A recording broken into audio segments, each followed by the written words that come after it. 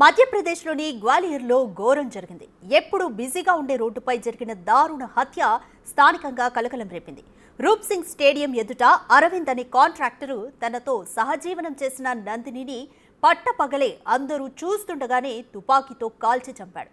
వీరిద్దరి మధ్య మనస్పర్ధలు రావడంతో గత కొంతకాలంగా విడివిడిగా ఉంటున్నారు.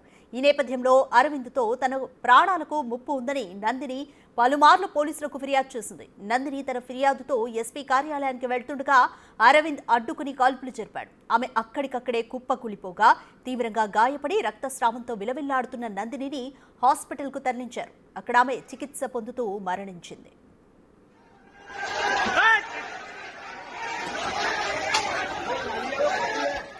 పోలీసులు నిందితుడి దగ్గరకు వచ్చేందుకు ప్రయత్నించగా తుపాకీతో వారిని కూడా బెదిరించాడు. దీంతో బాష్పవాయువును ప్రయోగించి అరవింద్ను అరెస్ట్ చేశారు పోలీసులు.